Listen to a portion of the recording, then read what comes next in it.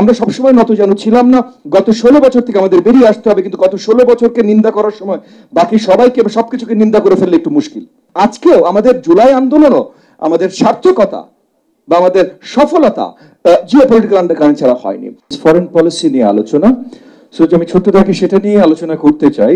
তবে যেহেতু আমার আগে কয়েকজন কথা বলেছেন, আমি জাস্ট ছোট্ট দুই একটা ক্রিটিসিজম বা আলোচনা একটু ক্লারিফিকেশন দিতে চাই, কারণ আমি অনেকক্ষণ ধরেই শুনছিলাম অনেক স্পেশালি যারা তরুণ বক্তা ছিলেন তারা এই কথাটা বারবার করে বলেছেন যে ৭১-এর পর মানে মহান মুক্তিযুদ্ধের পর ৭২ থেকে ২০২৪ পর্যন্ত আমাদের ফরেন পলিসি কন্টিনিউয়াসলি নতজানু ফরেন পলিসি ছিল এবং ফেইলিয়ার ছিল।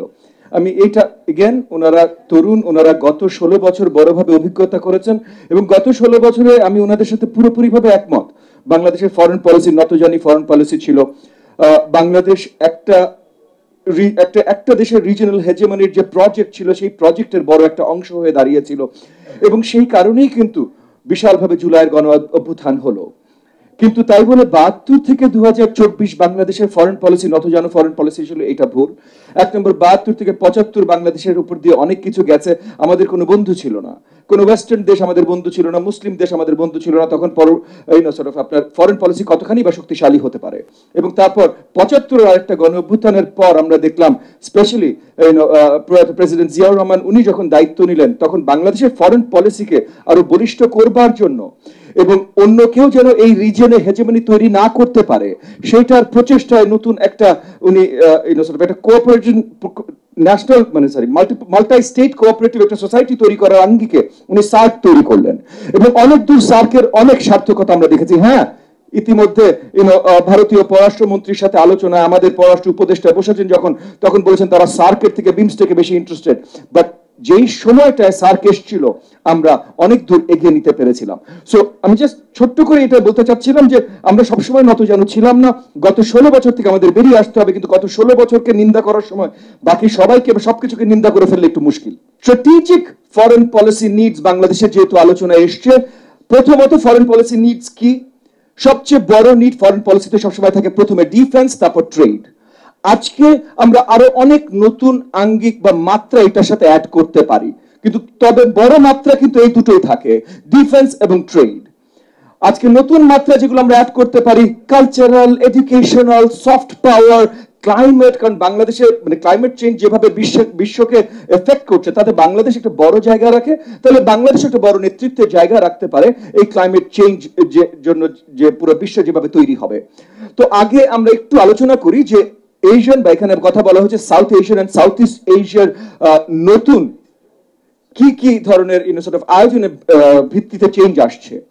সাউথ এশিয়া, সাউথ ইস্ট এশিয়াতে অনেকগুলো চেঞ্জ আসছে। সাউথ ইস্ট এশিয়াতে অনেক বড় চেঞ্জ আসছে। চায়না যেভাবে এখন সুপার পাওয়ারের দরজায় পৌঁছানো শুরু করেছে, এটার জন্য অনেক চেঞ্জ আসছে। সাউথ চায়না সিজে চায়নার যে কন্ট্রোল, এটার জন্য চেঞ্জ আসছে। বিআরআই এর জন্য চেঞ্জ আসছে এবং এইটাকে কাউন্টার করবার জন্য নতুন নতুন যত ধরনের আপনার কালেকটিভ ইনিশিয়েটিভস তৈরি হচ্ছে ডিফেন্সের জন্য, কোয়াড বলেন বা যেটাই বলেন, বা আমরা রিজিয়নাল যেটা বিমস্টেক যেটা নিয়ে কথা হয়েছে বা কি বলেন যতগুলো আমরা করছি, এই সবগুলো একটা ইম্প্যাক্ট আছে। So Southeast Asia that becomes important. ASEAN becomes important because ASEAN trading bloc হিসেবে চায়নার বিরুদ্ধে দাঁড়াচ্ছে। আবার ASEAN দেশগুলো তাদের ডিফেন্স প্যাক্টের জন্য বা তাদের ডিফেন্স ইনিশিয়েটিভস গুলোর জন্য তারা চায়নার বিরোধিতায় দাঁড়াচ্ছে, কারণ এই সাউথ চায়না সেই প্রবলেমগুলো। উল্টো দিকে আমরা যদি সাউথ এশিয়াতে আসি, সাউথ এশিয়াতে Pakistan becomes an important player here বা important entity here, কারণ পাকিস্তান এই যে দুটো বড় দিকে ভিন্ন এন্টিটি, একটা global superpower for the last 100 years আর একটা ইমার্জিং সুপার পাওয়ার চায়না, এই দুটোর সাথে বন্ধুত্ব করে তারা মাঝখানে পথ চলতে চেষ্টা করছে। এবং পাকিস্তান আবার আফগানিস্তানের সাথে তাদের যে পুরনো বন্ধুত্ব, কারণ শত্রুতা, এই ঘটনাগুলো কিন্তু ওই আফগানিস্তান থেকে বাংলাদেশ পর্যন্ত বা মায়ানমার বলেন এই পুরো বেল্টে বড় ইম্প্যাক্ট রাখছে। সো সাউথ এশিয়া এবং সাউথ ইস্ট এশিয়াতে কারেন্টলি অনেকগুলো জিনিসপত্র চেঞ্জ হচ্ছে এবং এই চেঞ্জগুলোর ইম্প্যাক্ট বাংলাদেশের উপর বড়ভাবে পড়ছে। জুলাই আন্দোলনে যে আমরা সার্থকতা পেয়েছি, এক মুহূর্তের জন্য চিন্তা করবেন না যে গ্লোবাল কোন জিওপলিটিক্যাল কারেন্টস ছাড়া আমরা শুধু সার্থকতা পেয়েছি। এই যে সাউথ ইস্ট এশিয়া এবং সাউথ এশিয়াতে যা কিছু হচ্ছে, এগুলোর একটা বড় প্রভাব ছিল। মানে আপনারা যদি একদম পুরনো চলে যান, যে ওই যে আপনার পলাশির যুদ্ধ, কারণ কেউ একজন বলছিল গান পাউডারে পানিতে ভেসে গেছে, তো সেটা তো আমাদের পলাশির যুদ্ধের গল্প থেকে শুরু। কিন্তু ওই পলাশির যুদ্ধ যদি চলে যান, কোনোটাই জিওপলিটিক্যাল কোনো আন্ডারকারেন্ট ছাড়া হয়নি। আজকেও আমাদের জুলাই আন্দোলনও আমাদের সার্থকতা বা আমাদের সফলতা জিওপলিটিক্যাল আন্ডারকারেন্ট ছাড়া হয়নি। তো এখন এই যে এই চেঞ্জিং সার্কামস্ট্যান্সেস গুলোতে আমরা আমাদের আমাদের পলিটিক্যাল বা আমাদের ফরেন পলিসির অ্যালাইনমেন্ট কিভাবে করতে পারি, এখানে অনেক আলোচনা এসছে না সবার বন্ধু কারো শত্রু না, এগুলো সুন্দর ন্যারেটিভ অবভিয়াসলি, এবং যখন আমরা কথা বলবো তখন এই ন্যারেটিভ গুলোই দেবো।